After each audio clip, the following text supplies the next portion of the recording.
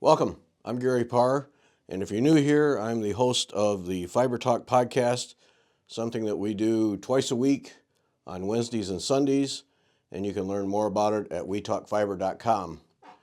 This week, decided to do a video tour of my studio, which is basically my office and stitching place and recording room all in one. I wanted to do the video because I'm pretty proud of the way this room has come together. Actually came together the way I'd planned it, which is unusual.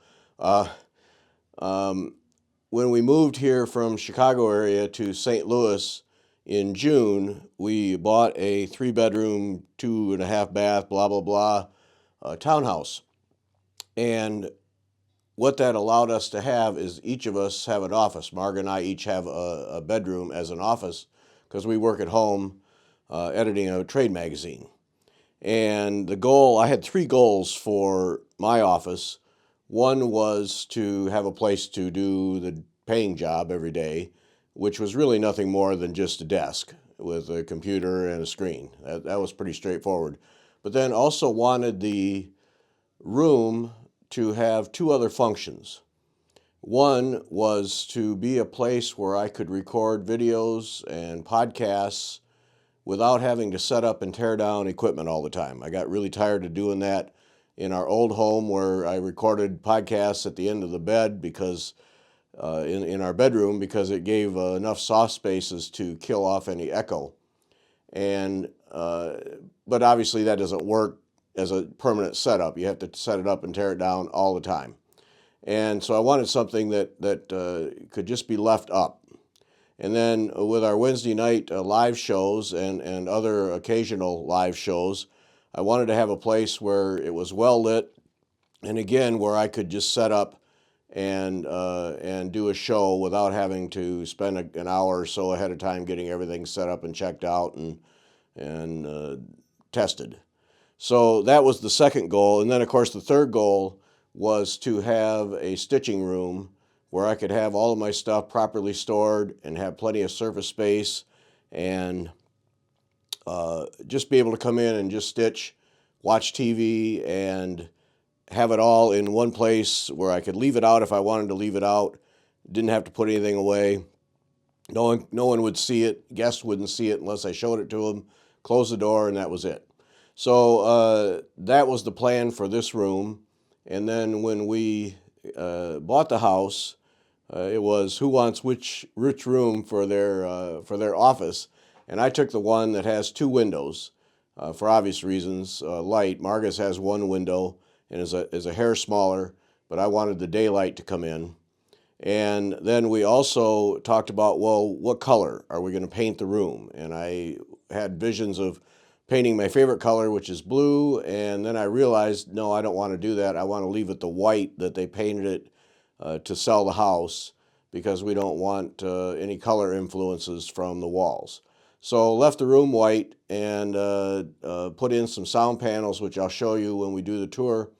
And those were going to be all kinds of colors. And again, I realized, no, I don't want to put a bunch of color in here in big pieces. So I went with white on that too. So it's in some ways very institutional, but it's functional, and I don't have a bunch of color casting going on. And 2 influences that played a role in putting this room together. One was surface space. And what stuck in my mind is the last time that we interviewed Orna Willis in Philadelphia. And she showed us her studio, her beautiful daylight, massive studio area where she puts her kits together.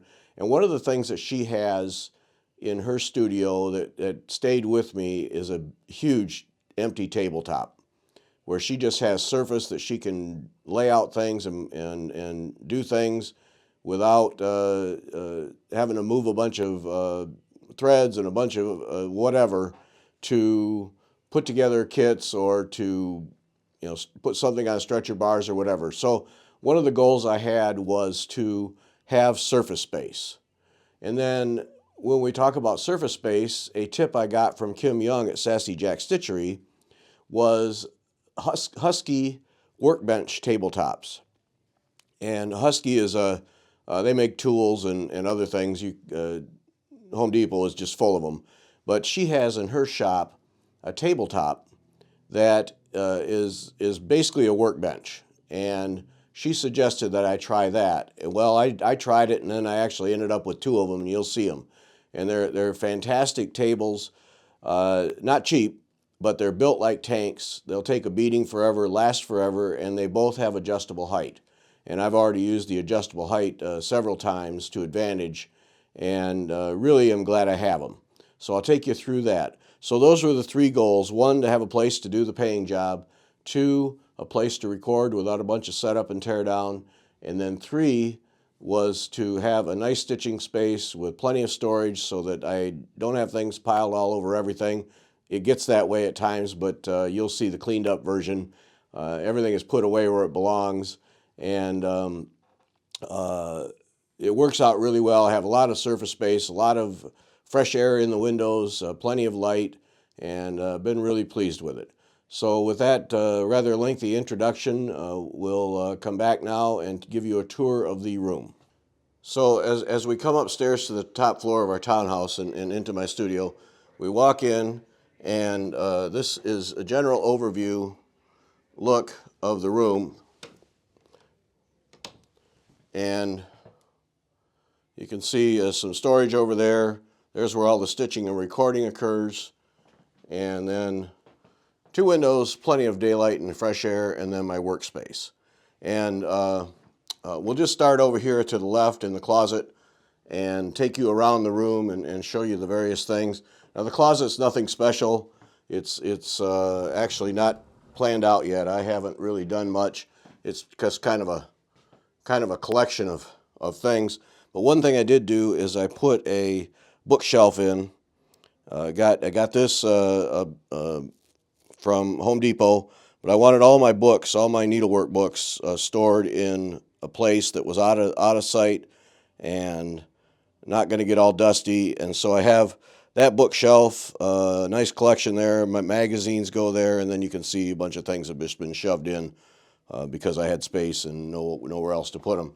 So that half of the closet is bookshelf, and then the other half we have my sewing machine, a couple of cases of charts, and this box goes out of there. There's a sewing machine, which I use primarily to edge linen.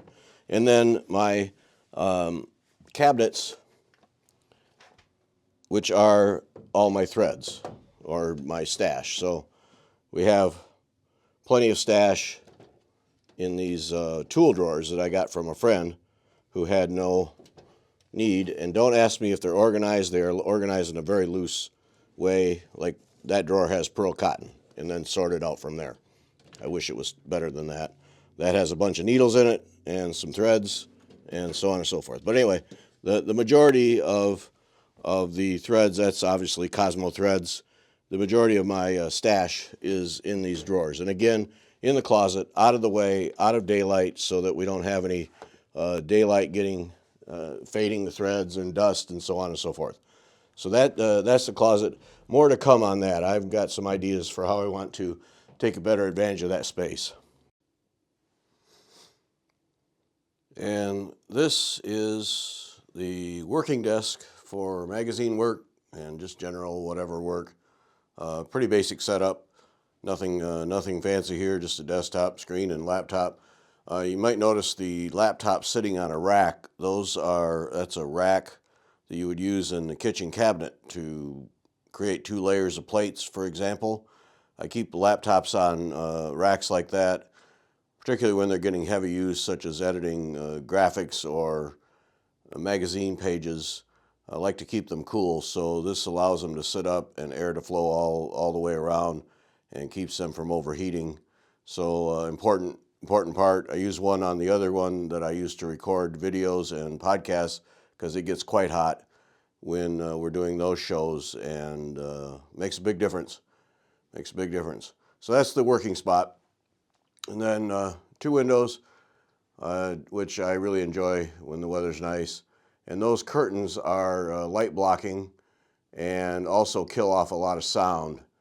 and a lot of echo. So important part, they just seem like normal curtains, but they really are an important part of the overall thing. And then also for sound, we have these panels, and they're all the way around. They're official Acoustimac, I think is the company I bought them from. But acoustic panels designed to kill echo, and they're quite effective at it. This room is very dead. There's no echo, no reverberation, and sound does not get out of this room. If I'm watching TV and watching an explosive movie or whatever, you can't hear it. These things absorb all the sound. So that's part of the overall second goal, which was to have a good place to record. And you can also see over here on the table the microphone. I won't pull it down, but you just pull it right down, and I'm ready to go. And then that's the laptop I use to record podcasts and video shows, and all that's all connected. So for me, it's just an easy setup, and I just sit right here when we're recording podcasts, and the sound panels absorb all the echo, and it makes it very nice sound quality, which is important to me to make it easy for people to listen to when we're doing the podcasts. And then we talk about the work surfaces, and that was an important thing that I learned from Orna Willis, and then the suggestion of the Husky tabletops from Kim Young at Sassy Jack Stitchery, and that's these tables, and we have two of them. This is the main one is 72 inches long, and what is it, 30 inches deep, something like that. And these things are adjustable. They go up and down. Actually, it'll go right up and be almost chin level for me, and very nice. And I've used the ability to adjust height many times. And then you can see that these tables are built. They're built to be abused. I mean, it's heavy steel underneath there on heavy casters, so they're going to last a long time. They weren't cheap. You got them at Home Depot, but Kim was right in that these are tables to have. So I have this one, and then I have this other one over here, this 4-footer, that was a reflection of what we saw when we saw Orna Willis's place. And I loved that big table that she has in the middle of her studio, and wanted something as close to it as I could get. And so this table is kept empty. I'm pretty good about it. Actually, I've been forcing myself, because empty tables are easy to fill up with just stuff, and I've been keeping it empty so that it's available. The goal is that it be available at any time for whatever I want to use without having to clear it off and put stuff away. So I keep it empty, and then when we're going to do video shows, then I simply just pick up this rack with the laptop and move it over to the table and set it on there. And then I sit at this table, and then up above are the lights that I use to light me, so that we have good light when we do videos. And these lights, when I bought them, obviously come with stands. And for the first couple weeks, I set them up. I'd set the stands up, and I'd take them down, set them up, and take them down. And then I realized here I am once again with a room where I'm setting up things to do shows. And so then I got these posts that mount to the ceiling, and mounted those up there. So now all I have to do is just turn them on. And I put a plug up there at the top, and that's not a very elegant cord thing, but I haven't come up with a better option. But that gives me lights. They're fully adjustable, color-wise and brightness-wise. And so I just flip them on, and we're ready to go with the show. So it's really quite simple to do a video show. I just roll the table over, move the laptop over, and turn on the lights, and we're ready to go. And that was the goal of this whole thing, was to be able to do that and do it quickly. And then over here, the 7-foot table is, or 6-foot table, 6-foot table is where obviously one end is the recording part, but then this is where all the needlework stuff goes. And to the left here is the one thing that survived from our move, and that is this cubby thing. It's an IKEA cubby that did have a table attached to it, just a little 4-foot table, and that's what I used in our former home. But that table was really cheaply built, and it was sagging and not holding up at all, so I got rid of that. But the cubby is very handy, and I kept that. So we have 8 cubby holes there, and you can see I just shove stuff in it. And I use the practice that organizers tell us to use, which is to have the stuff that you're using all the time within arm's reach. So that's what sits on the table. And then stuff that you're going to use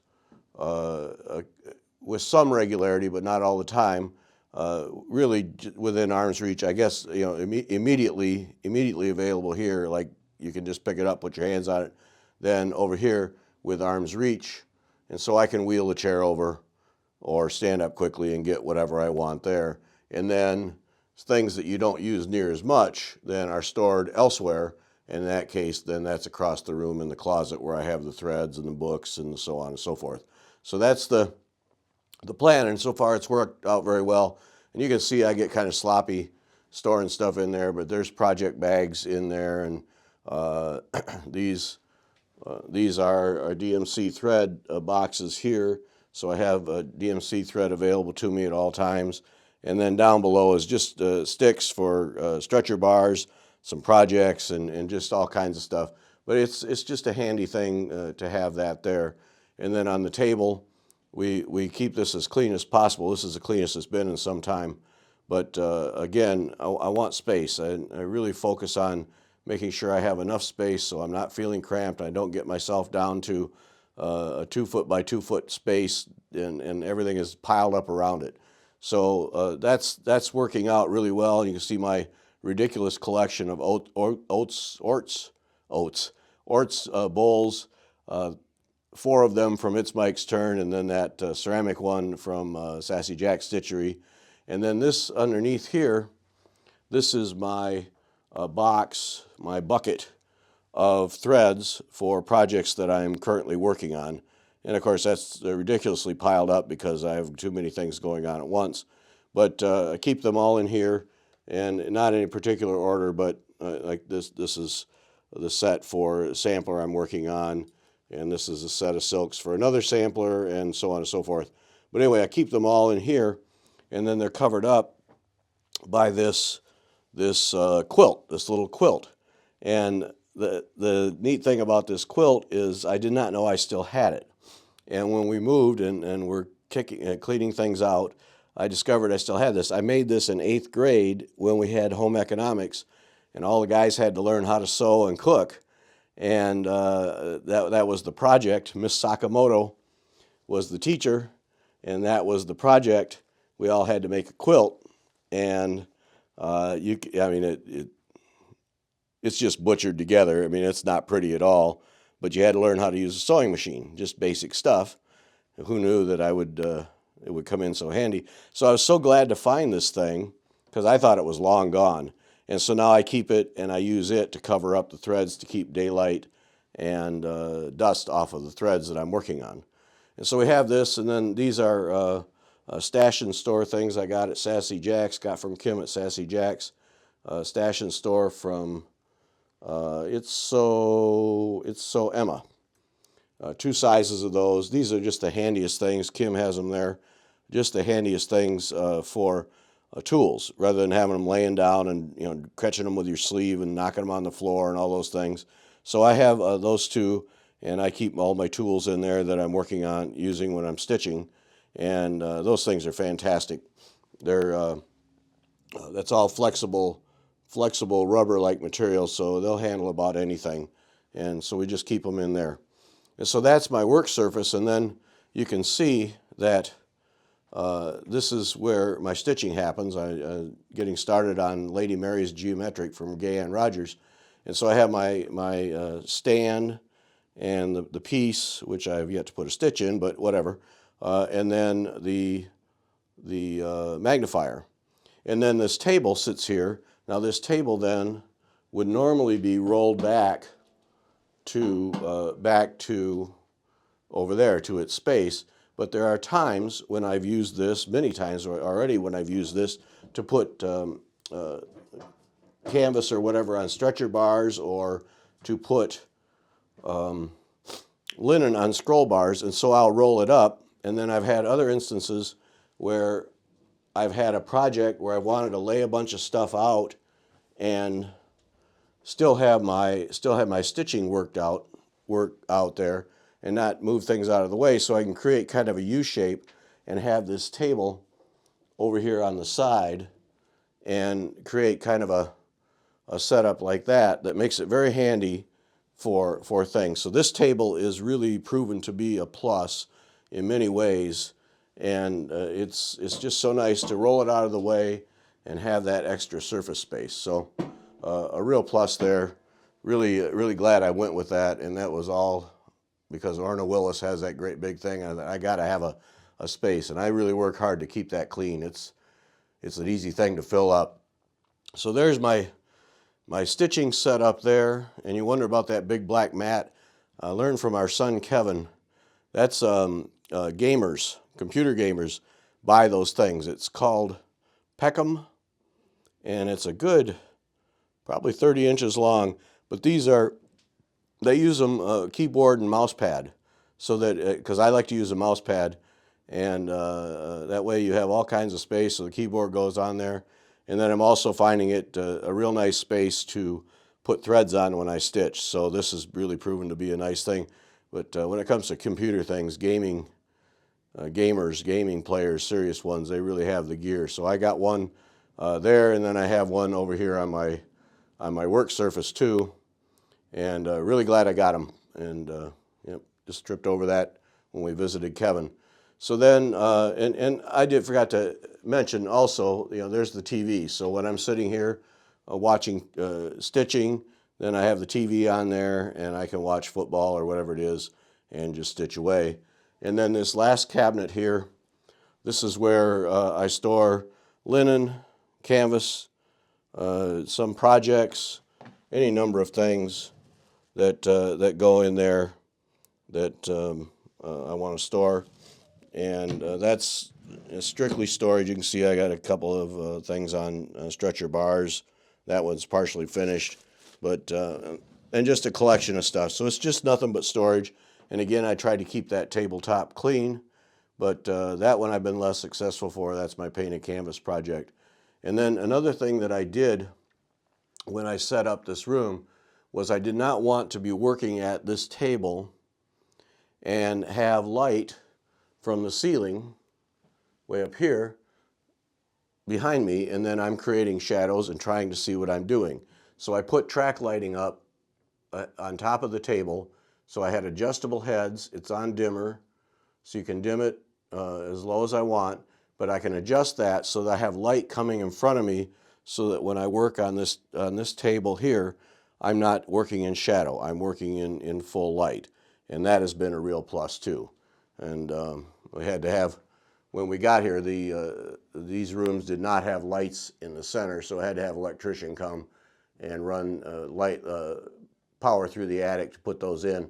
But more than worth it, and to have those lights, all of them on dimmers, and I have ceiling fan, obviously, all the things that make it comfortable in here. And so that's the room, and I'm really pleased with the way it has come out. And it really has paid off quite well and worked out exactly as I had planned it, and worked pretty hard at it, thinking about it, and have been really pleased with the end result. And it just really is a great place to work and stitch and do podcasts, and know that I have good quality sound and good quality lighting when we do the various shows that we do. So I hope you get some ideas out of that. If nothing else, you just got to see where I work and what my space is at. People always want to see what people have for stitching spaces. Well, this is mine. I hope you enjoyed it, and thanks for watching.